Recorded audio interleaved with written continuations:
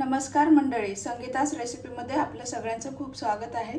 तर आज मी तुम्हाला मस्त बनवून दाखवणार आहे गुळाच्या कापण्या। तर पहा, खूपच टेस्टी असतात आणि खूपच मस्त, अगदी कमी साहित्यामध्ये आणि खूपच झटपट होणारे हा पदार्थ आहे।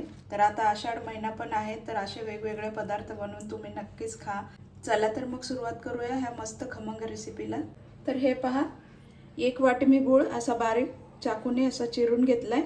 काळा गुळ आहे, काळा गुळच चांगला असतो। आणि हे त्याच वाटीने 2 वाट्या गव्हाचं पीठ आहे। हे पाव वाटी रवा आहे आणि 2 चमचे बेसन आहे। तर हे आपल्याला मिक्स करून घ्यायचं आहे। आणि हे पहा, ही थोडी सुंठ आहे, 2-4 इलायची आणि थोडी बडीशेप, हे मी बारीक करून घेणार आहे। आणि हे तूप आहे, ते आपल्याला गरम त्याचं मोहन करून हे पिठामध्ये मिक्स करायचे। 1 वाटी गूळ टाकलाय, त्याच वाटीने 1 वाटी पाणी घालायचं, जास्त नाही घालायचे।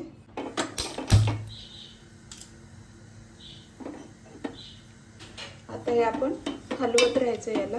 फक्त गूळ वितळण्यासाठी आपल्याला हे गरम पाण्यामध्ये मिक्स करून घ्यायचं। त्याचा आपल्याला पाक वगैरे असं काही बनवायचं नाही, फक्त गूळ वितळवून घ्यायचं आपल्याला। गूळ वितळलाय, आता गॅस बंद करते आणि आपण पीठ एकत्र करून घेऊया। तोपर्यंत हे थंड करून घ्यायचं आहे आपल्याला। तर हे पीठ आपण सगळं मिक्स करून घेऊया। रवा, हे बेसन, इलायची, सुंठ आणि बडीशेप वाटलेली आहे।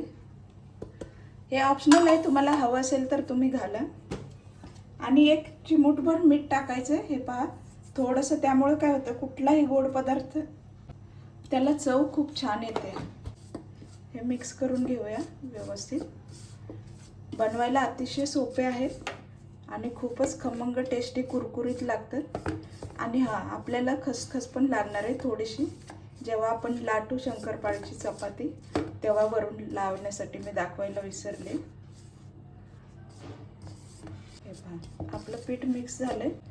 गरम तूप केलेलं आहे मोहन, ते घालूया। मोहन एकदम कडकडीत बनवायचं, त्यामुळे काय होतं की हे पहा, हे पहा, त्यामुळे आपल्या एकदम क्रिस्पी छान असे शंकरपाळे होतात। आता याला सगळं व्यवस्थित करून, आता याला सगळं व्यवस्थित असं मिक्स करून घेऊया। कारण आता गरम आहे, त्यामुळे मी चमच्याने मिक्स करते। थोडं मिक्स झाल्यानंतर आपण हाताने मिक्स करूया। हे पहा, जरासं थंड झालंय, हे हाताने व्यवस्थित करून घेते। तुम्ही तूप नसेल तर तेल जरी टाकलं गरम करून कडकडीत तरी सुद्धा चालते। कसे असे मुटके बनतायत बघा, मस्त। म्हणजे आपलं पीठ एकदम परफेक्ट झालेलं आहे। गुळाचं पाणी गाळून घालणार आहोत, त्यामुळे काय होतं, त्याच्यात काही कचरा वगैरे असेल तर तो निघून जातो। मी हे थंड करायला ठेवलं होतं पाणी।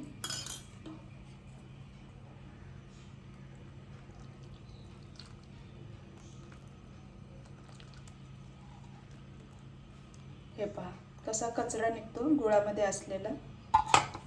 छान असं मळून घ्यायचं पीठ। थोडंसं मला जरासं सैलसर वाटते म्हणून थोडंसं मी पीठ घालते।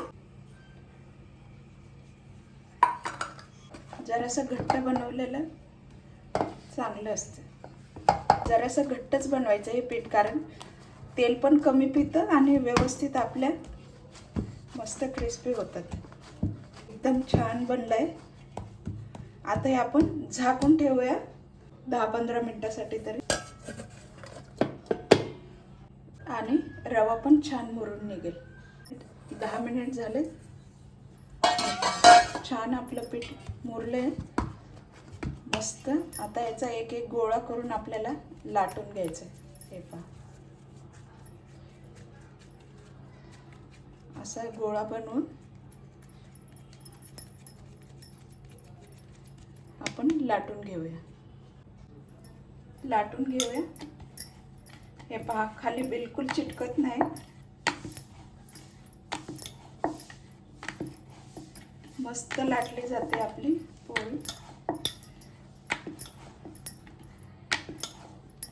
चपातीपेक्षा थोडीशी जाडसर ठेवायची आपल्याला।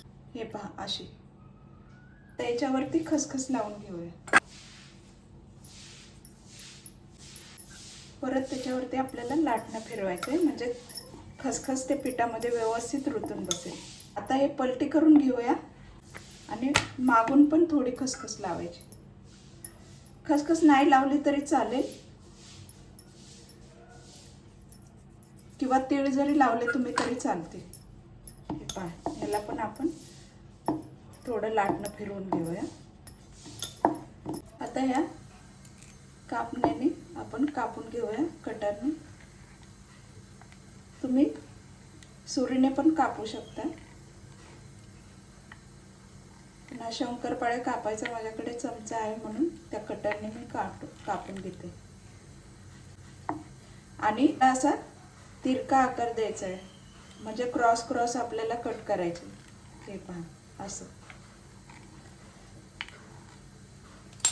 हे पहा, म्हणजे अशा मस्त अशा क्रॉस कापल्या की खूपच छान दिसतात. तेल गरम झालंय बघूया. हे पहा, तेल आपलं छान गरम झालंय. शंकरपाळे छोटेसे टाकले होते तुकडे वर आलेले आहे मस्त. हे पहा, झाऱ्यावर घेऊन असं हळूच सोडायच्या.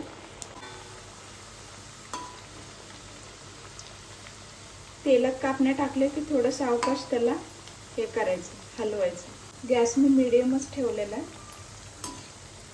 हे असं हलवून घ्यायच्यात, म्हणजे करपणार पण नाही आणि कच्च्या पण राहणार नाही, म्हणून ह्याला सतत हलवत राहायचं. आणि गुळाच्या असल्यामुळे काय होतं, लवकर लाल होतात. आता गॅस बारीकच केलाय मी एकदम. खूपच छान आणि चविष्ट लागतं. मस्त झालेलं आहे.